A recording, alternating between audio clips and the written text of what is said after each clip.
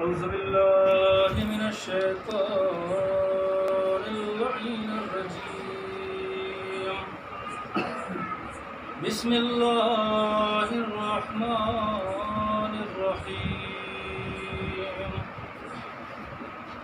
الحمد لله الذي هدانا لهذا وما كنا لنهتدي لولا أن هدانا الله. لقد جاءت رسل ربنا بالحق والصلاة والسلام على سيد الأنبياء وأشرف المرسلين محبوب رب المشرقين ورب المغربين جد الحسن والحسين أبي القاسم محمد اللهم صل على محمد وآل محمد وآله الطيبين الطاهرين المعصومين ولعنة الله على أعدائهم ومنكر فضائلهم وغاصبين لحقوقهم من يومنا هذا إلى قيام يوم الدين. أما بعد فقد قال الله سبحانه تبارك وتعالى وقوله الحق. بسم الله الرحمن الرحيم. نادى عليا مظهر العجائب تجده أمنا لك في النوائب. كل هم وغم سينجلي بعزمتك يا الله، بنبوتك يا محمد، بولايتك يا علي يا علي يا علي. اللهم صل على محمد وآل محمد. عزیزان محترم، معزز سامعین کرام،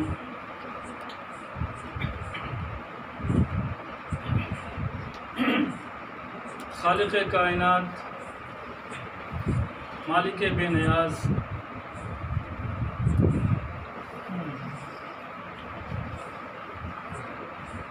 اتنی پیاری کائنات کو خلق کرنے والا اللہ حدیث قدسی میں ارشاد فرماتا ہے کہ ندا دو علی کو، پکارو علی کو جو مظہر العجائب ہے، جو عجائبات کے ظاہر کرنے والے ہیں. صلوات پڑھیں محمد.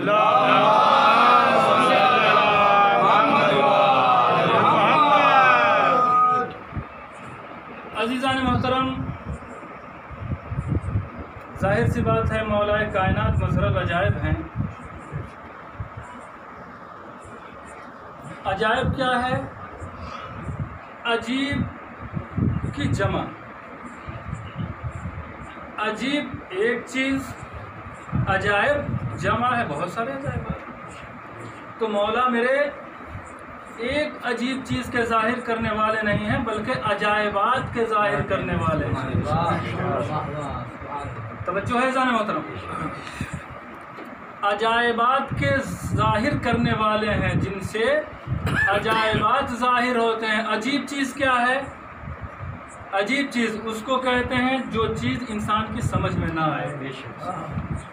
عجیب چیز اس شے کو کہتے ہیں جو انسان کی سمجھ میں نہ آئے.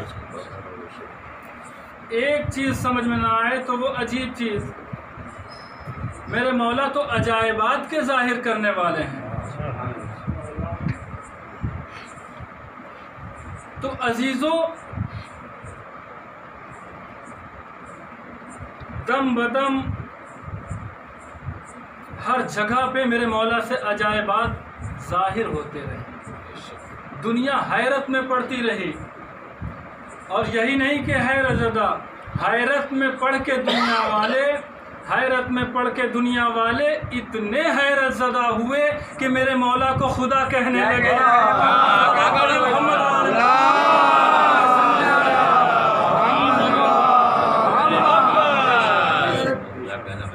اگر سمجھ میں آ جاتا تو خدا تھوڑی کہتے. تو عزیزوں حکم خدا ہوا کہ پکارو، ندا دو، کسے؟ علی کو، جو عجائبات کے ظاہر کرنے والے ہیں۔ یہ حکم کب ہوا؟ پہلی مرتبہ جو حکم ہوا ہے، یہ حکم آیا کب؟ جہاں سے دنیا والوں نے نعت علی پڑھنا شروع کیا۔ یہ حکم آیا خیبر کے موقع پر، جب جنگ خیبر ہو رہی تھی اور بڑے بڑے پہلوان، بڑے بڑے سورما، اپنے آپ کو کہنے والے میدان میں جاتے رہے اور اپنا پیچھا دکھا کے واپس آتے رہے۔ صلوات پڑھیں محمد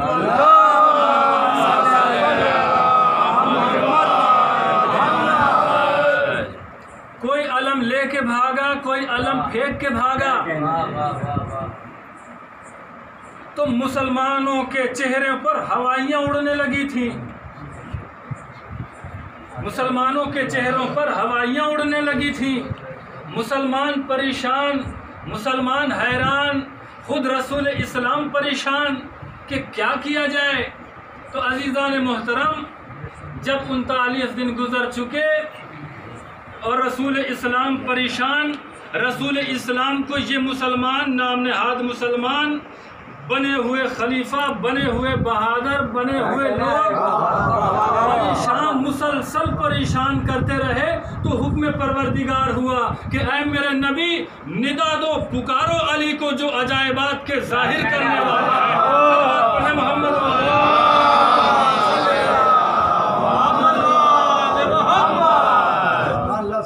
عزیزان محترم، چونکہ ایک علمدار کا ذکر، آپ پریشان نہ ہوئیے گا کہ پورا جنگ خیبر میں پڑھوں گا، ابتدا کیا ہے تو یہ نہ سمجھے گا پوری جنگ پڑھوں گا۔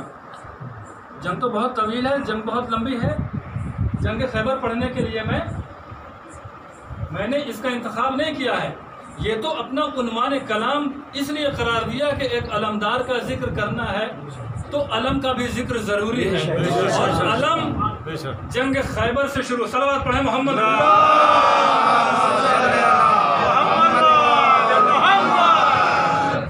علمدار تو بہت ہوئے، علم تو بہت لوگوں نے اٹھایا، لیکن یا تو علم میرے مولا علی نے اٹھایا ہے یا مولا عباس علیہ السلام نے اٹھایا ہے۔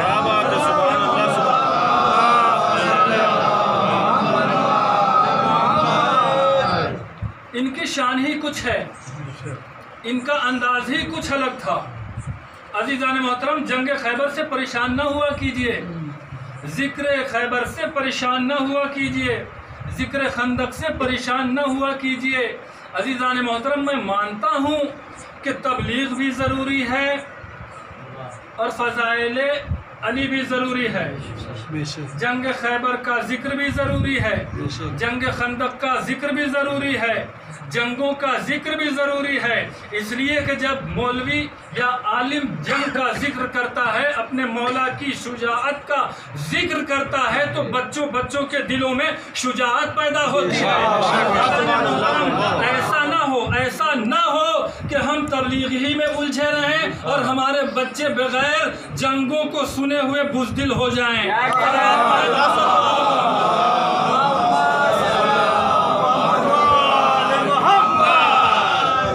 اس لیے یہ بھی ضروری ہے، جیسے تولا ضروری ہے ویسے تبرہ بھی ضروری ہے۔ اب آپ کہیں کہ نہیں تبرہ نہیں ہونا چاہیے، دل آزاری ہوتی ہے لوگوں کی، تولا بے شک کیا ہے خدا نے۔ صلوات پڑھیں محمد۔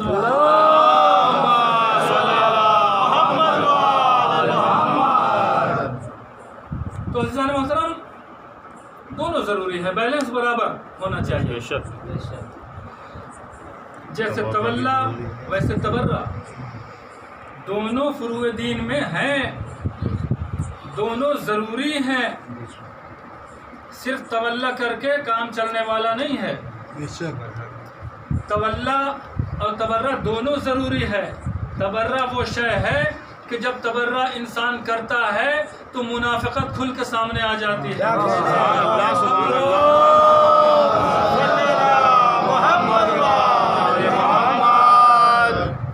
تو عزیزان محترم، میرے مولا نے جنگ خیبر میں حضور نے حکم خدا سے اعلان کیا کہ لَأُعْطِيَنَّ الرَّائِطَ غَدًا رَجُلًا كَرَّارًا غَيْرَ فَرَّارٍ، کل میں علم اس کو دوں گا کہ جو بڑھ بڑھ کے حملہ کرنے والا ہوگا، میدان جنگ سے بھاگنے والا نہیں ہوگا. لہذا حکم پروردگار سے رسول اسلام نے علم اسلام کو مولا کائنات کے حوالے کر دیا. اور جیسا کہ آپ سبھی حضرات جانتے ہیں کہ جو جنگ کسی سے فتح نہ ہو سکی وہ میرے مولا نے فتح کر دی. صلوات پڑھیں محمد والا.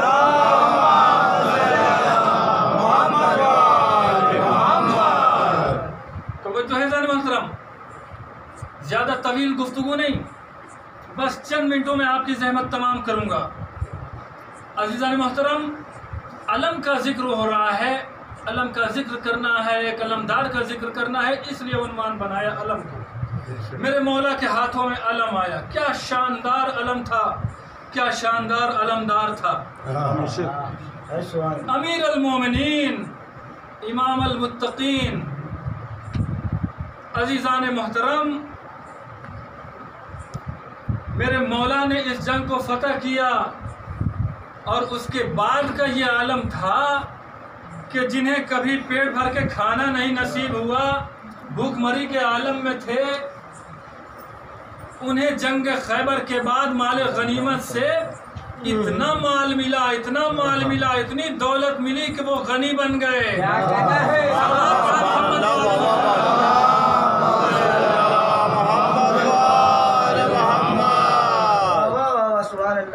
عزیزان محترم، ذکر امیر المومنین ضروری ہے. اس لیے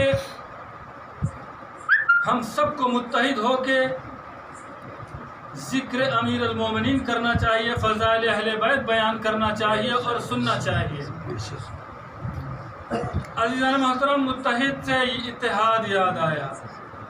بڑی خوشی ہوتی ہے جب انسانوں کو، مومنین کو، مسلمین کو آپس میں متحد انسان دیکھتا ہے تو خوشی ہوتی ہے. یہ کورونا کی مہربانی کہیے یا موت کا خوف کہیے کہ اس وقت الحمدللہ پوری کائنات میں، پوری دنیا میں اتحاد اتحاد انسان چلا رہا ہے کہ نہیں ہے؟ پوری دنیا میں اتحاد کے نعرے بلند ہو رہے ہیں، ہر طرف اتحاد ہونا چاہیے، اتحاد ہونا چاہیے.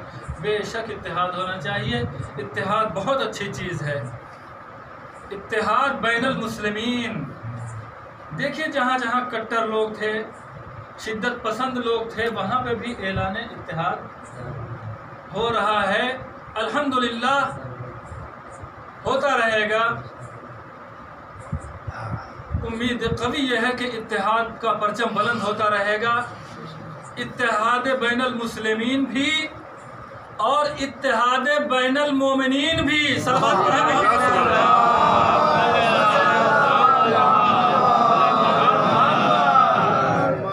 عزیزان محترم، کیا کیا جائے اس کے لیے؟ یہ الگ بات ہے کہ اتحاد کچھ لوگوں کو ہضم نہیں ہوتا ہے. سبحان اللہ، سبحان اللہ. اتحاد کچھ لوگوں کو ہضم نہیں ہوتا ہے، اعتراض کرنے لگتے ہیں کہ ان لوگوں کا اتحاد سمجھ میں نہیں آتا کہ کب اختلاف ہو جاتا ہے، کب اتحاد ہو جاتا ہے. صلوات پڑھیں محمد.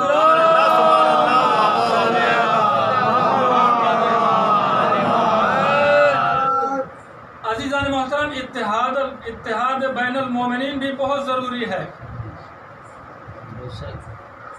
اس پہ نہ جائیے کہ کس نے ہمیں کیا کہا، کس نے کیا کیا. یہ دور وہ ہے کہ اتحاد بے شک ہونا چاہیے، مگر جب اتحاد بین المسلمین ہوتا ہے اور اس کے بعد اتحاد بین المومنین ہوتا ہے تو اتحاد بین المنافقین بھی شروع ہو جاتا ہے. صلوات پڑھیں محمد وعلی محمد.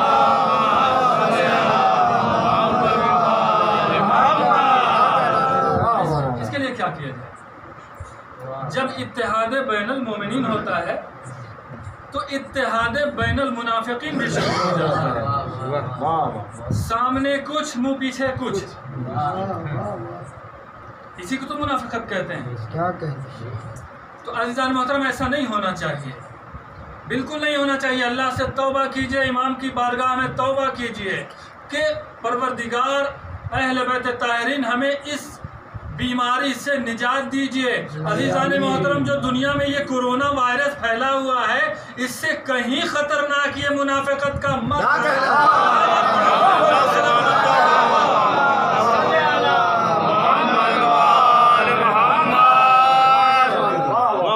اس سے کہیں زیادہ خطرناک یہ منافقت کا مرض ہوتا ہے.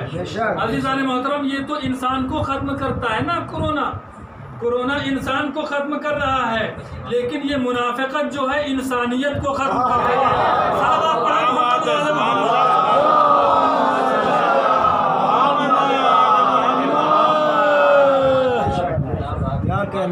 تو عزیزان محترم صرف مولویوں کی ذمہ داری نہیں ہے. ماشاءاللہ مولا سلامت رکھے مولویوں کو. اون صاحب بھی کافی محنت کر رہے ہیں اور اس کا اثر بھی دکھ رہا ہے. کافی حد تک اس کا اثر مومنین میں دکھا، مسلمین میں دکھا، نمازیوں میں دیکھا. اضافہ نیکیوں میں اضافہ ہو رہا ہے. پروردگار عالم ان کی صحت میں بھی اضافہ فرمائے اور جملہ مومنین و مومنات کو سارے امراض سے، ساری وبا سے، بیماریوں سے، پریشانیوں سے، کورونا سے، جتنی بھی بیماریاں ہیں سارے مومنین کو پروردگار عالم اس سے محفوظ رکھے اور اس سے زیادہ خطرناک جو یہ منافقت ہے اس سے بھی محفوظ رکھے. پروردگار عالم ہمیں آپس میں اتحاد کرنے کی توفیق عطا فرمائے. سارے مومنین کو متحد ہو کے جینے کی، زندگی بسر کرنے کی توفیق عنایت فرمائے پروردگار عالم. عزیزان محترم یہ منافقت جو پھیل رہی ہے اسے روکا جا سکتا ہے. مومنین کی اب دیکھنا ہے کہ منافقت میں زیادہ طاقت ہے یا مومنین کی جماعت میں زیادہ طاقت ہے. منافقت میں زیادہ طاقت و قوت ہے یا مومنین کی جماعت میں طاقت ہے. عزیزان محترم سمجھداری سے کام لینے کی ضرورت ہے، متحد ہونے کی ضرورت ہے. دیکھیے جہاں سے منافقت ابھر رہی ہو، جہاں سے برائیاں سر اٹھا رہی ہوں اس کو وہیں سے دبا دیجئے.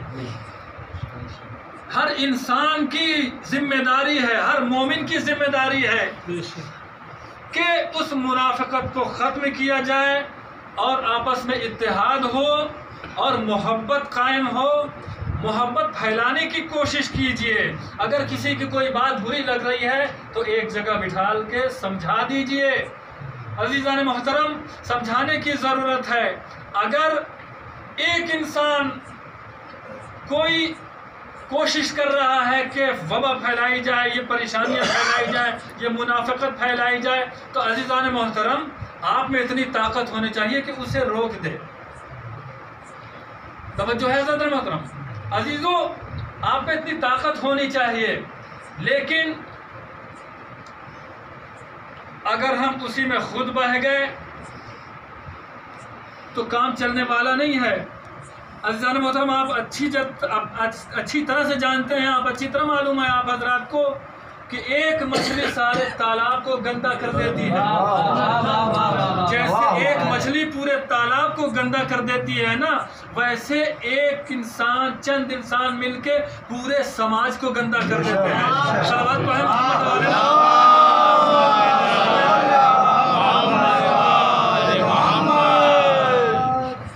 کیا کہنے بھائی. تو بچانے کی ضرورت ہے عزیزان محترم، اس لیے کہ آپ اس کے ماننے والے ہیں جو امیر المومنین ہے.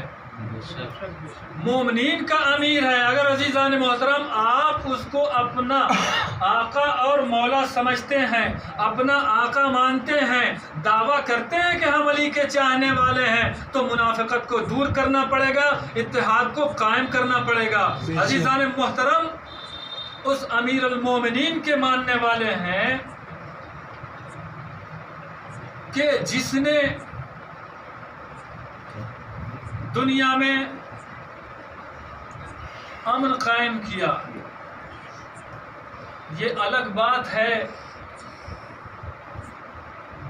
کہ ہر دور میں کوئی بھی زمانہ ہو وہ منافقت سے خالی نہیں رہا، اور یہ سلسلہ قیامت تک رہے گا. اس لیے کہ اگر اسی دور میں ختم ہو گیا ہوتا تو اہل بیت طاہرین پر اتنے مظالم تھوڑی ہوتے. یہ مجلس ایک وفادار کے سلسلے سے ہے. یہ مجلس مولا عباس علمدار علیہ السلام کے لیے برپا کی گئی ہے. کون عباس؟ وہ عباس، بس میں اپنی منزل کی طرف بہت جلدی جلدی. کون عباس؟ وہ عباس کہ جو قمر بنی ہاشم ہے. توجہ چاہ رہا ہوں. وہ عباس کے جو قمر بنی ہاشم ہے. دو خاندان اس دور میں بھی تھے، ایک خاندان بنی ہاشم اور ایک خاندان بنی امیہ. وہ ایک دوسرے کے آمنے سامنے رہے ہمیشہ. خاندان بنی ہاشم ایسا خاندان کہ جسے اللہ نے بہت سی نعمتوں سے نوازا تھا. چند چیزیں بہت مشہور تھی خاندان بنی ہاشم کی. ایک خاندان بنی ہاشم کی خوبصورتی، خاندان بنی ہاشم کی خوبصورتی. دوسری چیز تھی سخاوت، اور تیسری چیز تھی شجاعت. کیا کہنے ہیں؟ یہ خاندان بنی ہاشم کی بہت مشہور چیزیں تھیں. اب عزیزان محترم خاندان تو بہت بڑا تھا. آپ یہ نہ سمجھیے کہ خاندان بنی ہاشم کی جتنی فضیلتیں تھیں اتنی ہی اہل بیت کی. اہل بیت طاہرین کی تو اس سے بھی زیادہ فضیلتیں تھیں، اس سے زیادہ کمالات تھے، اس سے زیادہ شجاعتیں تھیں، خصوصیتیں تھیں. عزیزان محترم خوبصورت خاندان بنی ہاشم، شجاع خاندان بنی ہاشم، سقی خاندان بنی ہاشم، اور خاندان بنی امیہ جو تھا وہ اس کا بالکل برعکس. نہ ہی اس میں سخاوت، نہ ہی اس میں شجاعت، نہ ہی اس خاندان میں خوبصورتی. توجہ ہے عزیزان محترم. اور نہ جانے کیا کیا بالکل برعکس. زیادہ میں تفصیل میں نہیں جانا چاہتا. عزیزان محترم خاندان بنی ہاشم کے فضائل یہ تھے. خاندان بنی ہاشم کے فضائل. اب عزیزان محترم دیکھیے کہ مولا عباس علیہ السلام کو قمر بنی ہاشم کہا گیا تھا. ایسے خاندان میں جہاں سب خوبصورت سے خوبصورت، جہاں کی خوبصورتی مشہور، جہاں کی خوبصورتی مشہور رسول اسلام حضرت محمد مصطفیٰ صلی اللہ علیہ وسلم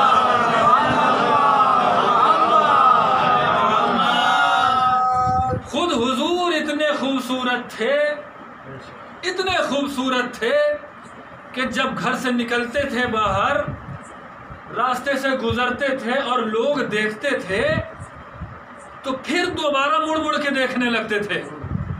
خوبصورتی سے اتنا مہو ہو جاتے تھے، اس میں خوبصورتی میں اتنا مہو ہو جاتے تھے کہ آ کے صحابہ کرام پوچھتے تھے کہ یا نبی اللہ، یا رسول اللہ، آپ تو جناب یوسف کی خوبصورتی کے فضائل بیان کرتے ہیں، آپ تو خود اتنے خوبصورت ہیں کہ نظر آپ کے چہرے سے نہیں ہٹتی، آپ تو خود اتنے خوبصورت ہیں کہ آپ تو یہاں کی مخلوق ہی نہیں لگتے، آپ تو آسمان سے نازل ہوئے لگتے ہیں۔ صلوات پڑھیں محمد وآلہ۔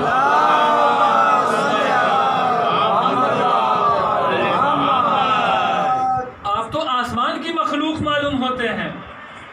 یہ رسول خدا، یہ حضور کی خوبصورتی کا عالم تھا۔ مولا کائنات کی خوبصورتی دیکھیے، علی ابن ابی طالب علیہ السلام کی خوبصورتی دیکھیے، اتنے خوبصورت تھے، اتنے حسین تھے کہ رسول اسلام خود فرماتے تھے کہ یا علی انت بدر الدجا، اے علی تم تو 14ویں کے چاند ہو۔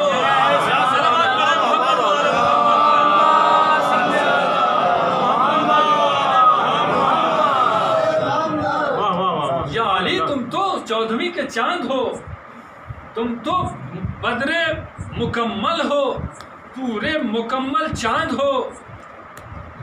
یہ مولا کائنات کی خوبصورتی تھی۔ اب آئیے امام حسن اور امام حسین علیہ السلام کی خوبصورتی۔ امام حسن اور امام حسین علیہ السلام بھی نہایت خوبصورت تھے، بہت زیادہ خوبصورت تھے۔ عزیزان محترم، ان کی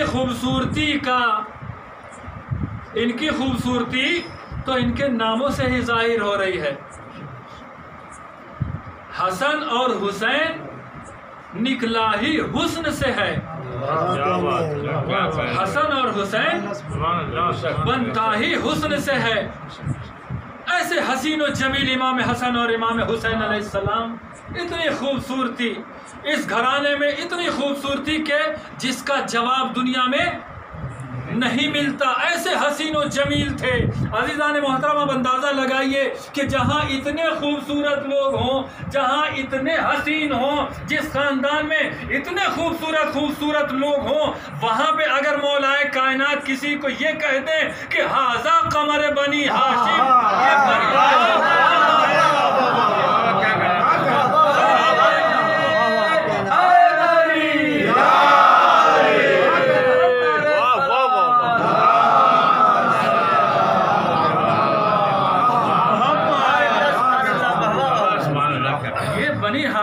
چاند ہے، ایسے خوبصورت خاندان میں اگر کسی کو چاند کہا جائے تو اس کی خوبصورتی کا کیا عالم ہوگا۔ سبحان اللہ۔ عزیزان محترم، مولا عباس نہایت ہی خوبصورت تھے، اور یہ مولا نے انہیں کب کہا؟ قمر بنی ہاشم کا لقب مولا عباس کو مولا علی علیہ السلام نے کب دیا؟ وہ موقع تھا، جنگ صفین کا موقع تھا، کہ جب جنگ صفین میں مولا عباس علیہ السلام جنگ کر رہے تھے۔ کس شان سے جنگ کر رہے تھے؟ جب جنگ کر رہے تھے میرے مولا، تو معاویہ کے خاندان والے، معاویہ کے لشکر والے یہ کہہ رہے تھے کہ علی جنگ کر رہے ہیں۔ کیا بات ہے، انداز بالکل علی جیسا، کیا بات ہے، رفتار بالکل علی جیسی، انداز بالکل ولی علی جیسا، بالکل ہو بہو مولا کائنات نظر آ رہے تھے۔ جب لشکر والوں نے علی کہنا شروع کیا تو ایک شخص آیا مولا کائنات کے پاس کہ یا علی آپ تو یہاں ہیں اور وہاں کوئی جنگ کر رہا ہے جس سے لوگ لشکر والے علی کہہ رہے ہیں، علی کا نعرہ بلند ہو رہا ہے کہ علی جنگ کر رہے ہیں، علی جنگ کر رہے ہیں۔ وہی انداز آپ جیسا، وہی رفتار آپ کی جیسی، وہی وار کرنے کا انداز آپ کی جیسا، سواری بھی آپ کی ہی ہے۔ تو مولا نے فرمایا کہ بلاؤ، جا کے کہو کہ علی نے یاد کیا ہے۔ اب عزیزان محترم، جیسے ہی مولا عباس آنے لگے تو میرے مولا کی نگاہ جیسے ہی چہرہ عباس پہ پڑی نا، چونکہ مولا عباس علیہ السلام بھی مولا کی طرح جنگ کر رہے تھے، وہی انداز، وہی رفتار و گفتار، ویسے ہی جیسے مولا کائنات تحت الحنک جب چہرے پہ ڈالتے تھے تو اپنی آنکھیں ایسے چھپائے ہوئے رہتے تھے، اور اس لیے آنکھیں چھپائے رہتے تھے کہ گرد و غبار نہ پڑے۔ تو تحت الحنک بھی ویسے ہی بالکل ڈالے ہوئے مولا عباس علیہ السلام جب آئے ہیں اور آنکھوں سے پردہ ہٹا ہے، وہ تحت الحنک ہٹی ہے، تو لوگوں نے کیا دیکھا کہ بالکل وہی انداز، بالکل وہی چہرہ ویسے ہی آنکھیں بھی سرخ تھیں جیسے میرے مولا علی کی آنکھیں سرخ ہوا کرتی تھیں، بالکل ایسے ہی، مگر فرق یہ تھا عزیزان محترم کہ جب دیکھا تحت الحنک ہٹی تو کیا دیکھا کہ سیاہ بال تھے، سیاہ زلفیں تھیں، ایسا لگ رہا تھا کہ جیسے چاند پہ سیاہ بادل آ گئے ہوں،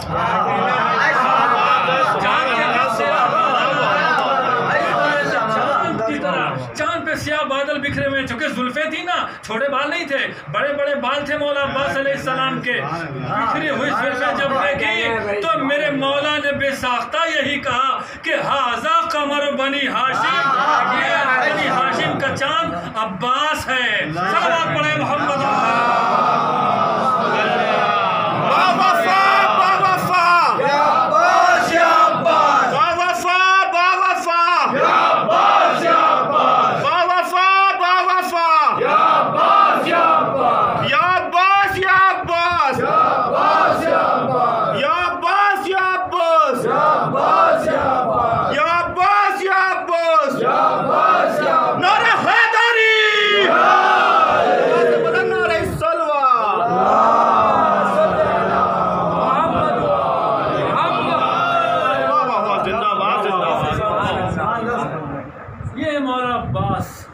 قمر بنی ہاشم، وہ باوفا عباس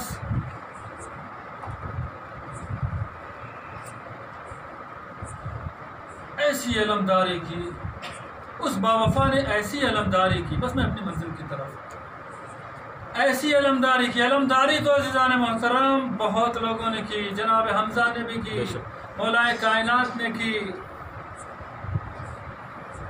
عالم اسلام میں علمدار بہت گزرے، لیکن آج کی تاریخ میں آج اگر لفظ علمدار زبان پہ آتا ہے تو کسی کا ذہن رسول اسلام کی طرف نہیں جاتا، کسی کا ذہن مولا کائنات کی طرف نہیں جاتا، کسی کا ذہن جناب حمزہ کی طرف نہیں جاتا، بلکہ جیسے ہی لفظ علمدار زبان پہ آتا ہے سب کے ذہنوں میں مولا عباس علیہ السلام کا تصویر آتا ہے۔ اس شان سے علمداری کی ہے۔ عزاداروں، وہ عباس کہ جس کے لیے میرے مولا نے دعائیں مانگی تھی، جس کے لیے میرے مولا علی نے دعائیں مانگی تھی، نماز شب کا نتیجہ مولا عباس، مولا نے دعا مانگی تھی، اے پروردگار مجھے ایسا بیٹا چاہیے کہ جو کربلا میں میرے بیٹے حسین کے کام آ سکے۔ یہی تو وجہ تھی کہ مولا نے فرمایا اے بھیا عقیل، اپنے بھائی سے کو بلایا، فرمایا اے بھیا عقیل آپ خاندانوں سے واقف ہیں، آپ خاندانوں کے بارے میں اچھی طرح جانتے ہیں، آپ کو واقفیت ہے، اس لیے میں چاہتا ہوں کہ میری شادی ایسے خاندان میں کیجئے، میری شادی ایسے خاندان میں کرائیے کہ جس خاندان میں سب بہادر گزرے ہوں، ایسے بہادر گزرے ہوں کہ کسی کے ہاتھ سے علم چھوٹ کے نہ گرا۔ کیا بات ہے بھائی، سبحان اللہ سبحان اللہ۔ علمدار گزرے ہوں، وفادار گزرے ہوں، کسی کے ہاتھ سے علم نہ چھوٹا ہو۔ تو فرمایا کہ بھیا ایسے خاندان میں کیوں شادی کیجیے گا؟ تو یہی فرمایا تھا کہ میں چاہتا ہوں، اس لیے ایسے خاندان میں شادی کرنا چاہتا ہوں کہ ایسے خاندان کی بیٹی آئے، ایسے خاندان کی زوجہ آئے کہ جس سے ایک بہادر بیٹا پیدا ہو جو میرے لال حسین کے کام آئے، جو کربلا میں میری طرف سے میرے لال حسین کے کام آئے۔ عزادار و شہادت تو آپ حضرات سماعت فرما چکے ہیں۔ وہ عباس کہ جب آئے ہیں خیمے میں، کربلا میں جب سب شہید ہو چکے، اصحاب و انصار شہید ہونے لگے، وہ وقت بھی آیا جب مولا عباس علیہ السلام آئے اور اجازت مانگی، تو اجازت نہیں دے رہے تھے میرے مولا حسین علیہ السلام، اجازت نہیں دے رہے تھے۔ تو یہی تو فرمایا تھا کہ مولا نے فرمایا اے بھیا عباس میں کیسے اجازت دے دوں، آپ تو میرے لشکر کے علمدار ہیں۔ تو مولا نے فرمایا کہ بھیا اب وہ لشکر ہی کہاں میں جس کی علمداری کروں گا۔ وہ لشکر ہی کہاں ہے کہ میں جس کی علمداری کروں گا۔ عزاداران امام مظلوم آمادہ ہو جائیے، رونے کے لیے آمادہ ہو جائیے، اس لیے کہ عشرہ محرم ختم ہو رہا ہے۔ آج محرم کی 8 تاریخ بھی گزر رہی ہے عزاداروں۔ ابھی آپ حضرات نے مولا عباس علیہ السلام کی حاضری کی نظر چکھی ہے۔ آج کی تاریخ مولا عباس سے منسوب ہے۔ وہ عباس کہ جب آئے ہیں اجازت لینے کے لیے تو اجازت نہ ملی، مولا اجازت نہیں دے رہے تھے، اتنے میں جناب سکینہ کو آتے ہوئے دیکھا۔ جناب سکینہ آ رہی تھی اور زبان پہ یہ فقرہ جاری تھا کہ العطش العطش، اے امو مجھے بہت پیاس لگی ہے، اے امو مجھے بہت پیاس لگی ہے۔ مولا عباس نے فرمایا اے آقا اچھا جنگ کی اجازت نہیں دیتے تو مجھے کم سے کم اتنی اجازت دے دیجئے کہ میں اپنی بھتیجی کے لیے پانی لا سکوں۔ عزاداروں اجازت ملی، اجازت ملی۔ مولا عباس در خیمہ میں آئے، در خیمہ پہ آئے، جناب زینب سے رخصت ہونے کے لیے آئے، جناب زینب سے رخصت ہونے کے لیے آئے۔ فرمایا اے شہزادی زینب، اے شہزادی مجھے رخصت کیجئے، میں پانی لینے کے لیے جا رہا ہوں۔ جیسے ہی مولا عباس رخصت ہونے کے لیے آئے نا، جناب زینب نے سب کو اکٹھا کیا، ایک جگہ جمع کیا، ہاتھوں کو جوڑا، کہا اب اے بیویوں مجھے معاف کر دینا، مجھے معاف کر دینا، اس لیے کہ میں نے تمہارے پردے کی ضمانت جس کے بھروسے لی تھی نا وہ اب جا رہا ہے۔ بس عزاداروں آپ کی زحمت تمام، مولا عباس گئے شہید ہوئے۔ کون عباس؟ وہ عباس کہ پوری زندگی خدمت امام میں صرف کر دی، پوری زندگی خدمت امام میں بسر کی ہے، پوری زندگی میں امام کی خدمت کرتے رہے، بیویوں کی محافظت کرتے رہے، امام کی خدمت کرتے رہے، بیویوں کی خدمت کرتے رہے، اصحاب خاندان امام حسین علیہ السلام کی حفاظت کرتے رہے اور نصرت کرتے رہے۔ عزاداران امام مظلوم یہی نہیں کہ جب تک زندہ رہے، جب تک نصرت کرتے رہے۔ مولا عباس تو وہ ہے نا کہ شہادت کے بعد بھی مومنین کی مدد کرتے ہیں، ظاہر امام حسین علیہ السلام کی مدد کرتے ہیں۔ اجرکم اللہ، خدا کوئی غم نہ دے سوائے غم امام مظلوم کے۔ عزاداروں ایک معجزہ اور آپ کی زحمت تمام۔ عزاداران امام مظلوم دل کھول کے رو لیجئے، رونے میں شرمندگی نہ محسوس کیا کیجئے، رو لیجئے، دل کھول کے رو لیجئے، اس لیے کہ ابو بصیر نے ایک مرتبہ گریہ کرنا شروع کیا، مجلس میں رو رہے تھے تو ہمارے چوتھے امام نے دیکھا کہ ابو بصیر تم رو نہیں رہے ہو۔ ابو بصیر سے پوچھا صحابی سے کہ تم رو نہیں رہے ہو؟ تو فرمایا مولا میں رو تو رہا ہوں، مصائب اہل بیت سن کے، مصائب حسین سن کے رو رہا ہوں، دیکھیے میرا رومال اشکوں سے تر ہو گیا ہے۔ تو میرے مولا نے کیا فرمایا معلوم ہے؟ دیکھو ابو بصیر، میرے آقا کے، میرے جد کے غم میں ایسے نہ رویا کرو، بلکہ ایسے رویا کرو جیسے کسی ضعیف کا نوجوان مر جائے، اپنے جوان لال کی میت پہ رو، اس طرح سے گریہ کرو۔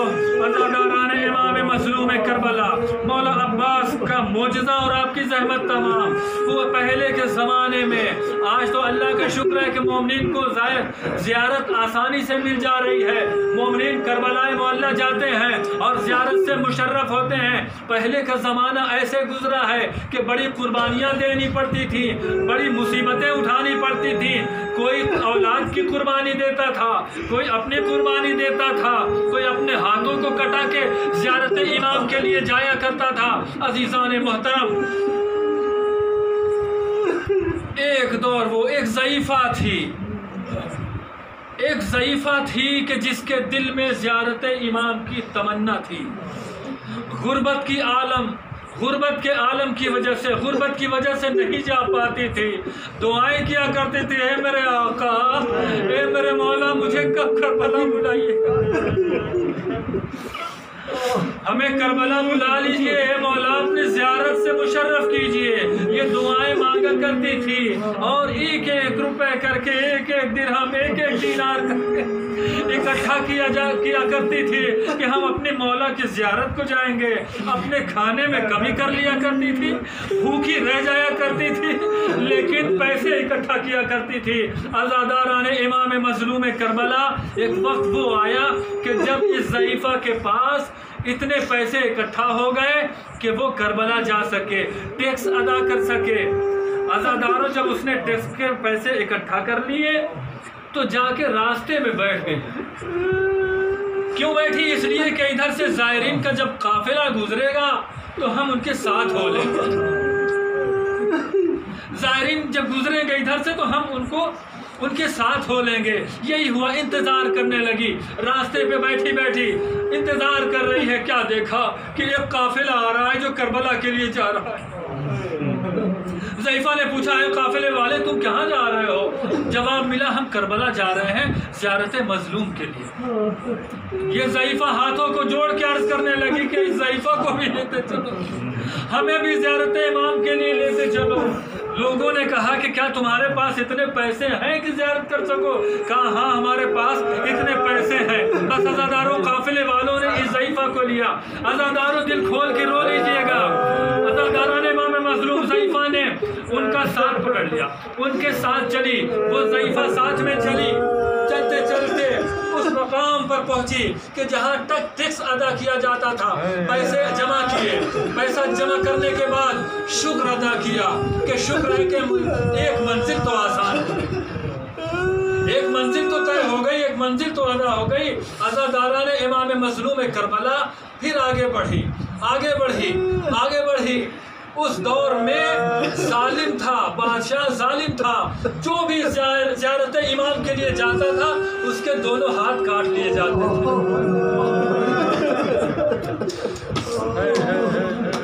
جو بھی زیارت امام کے لیے جاتا تھا اس کے بازو قلم کر لیے جاتے تھے۔ عزاداران امام مظلوم ضعیفہ، کمزور ضعیفہ، لاغر ضعیفہ آگے بڑھی۔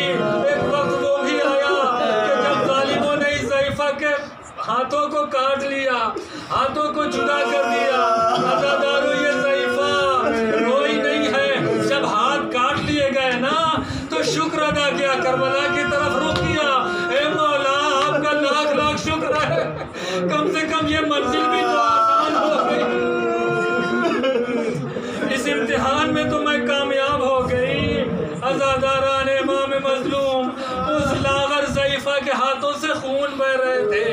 عزاداروں جہاز کا سفر ہوتا تھا، پہلے دریا کا سفر ہوا کرتا تھا، اس کو لے کے لوگ چلے، قافلے والے چلے، جہاز میں بیٹھ گئے، دریا کا سفر شروع ہو گیا۔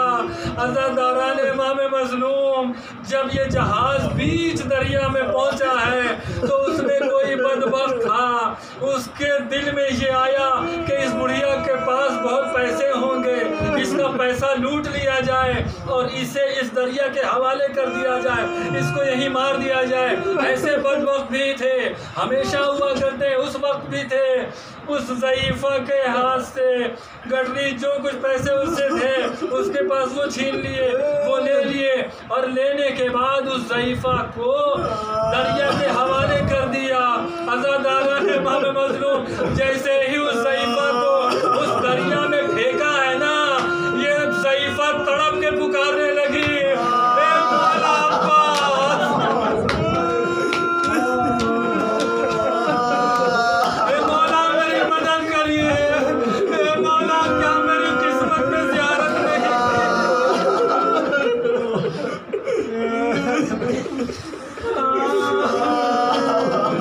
اے مولا میری ساری مشکلیں حل ہو گئی تھی، کیا میری قسمت میں زیارت نہیں تھی؟ عزاداروں جہاز والوں نے دیکھا کہ اس ضعیفہ کو دریا میں پھینک دیا گیا، وہ ضعیفہ ڈوب رہی تھی۔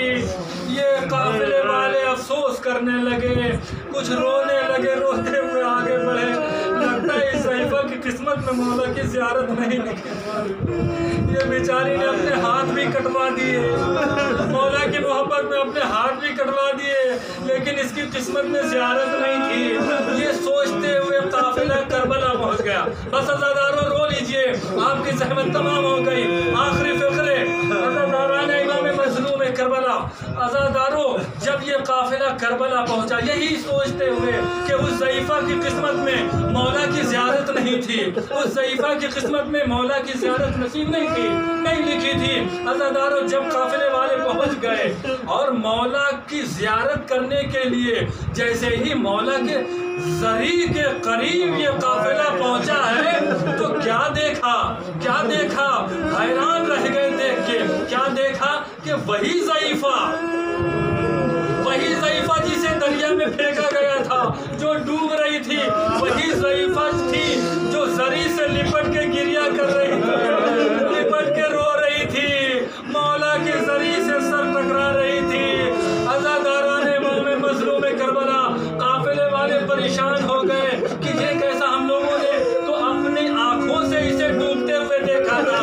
قافلے والے انتظار کرنے لگے، انتظار کرتے کرتے ایک وقت وہ بھی آیا کہ جب وہ ضعیفہ زیارت سے فارغ ہو چکی، زیارت سے فارغ ہونے کے بعد جیسے ہی وہ ضعیفہ ادھر مڑی تو قافلے والوں نے اسے گھیر لیا اور پوچھنا شروع کیا، اے ضعیفہ تم تو وہی ہو نا کہ جسے دریا میں پھینکا گیا تھا، جسے پانی کے حوالے کیا گیا تھا؟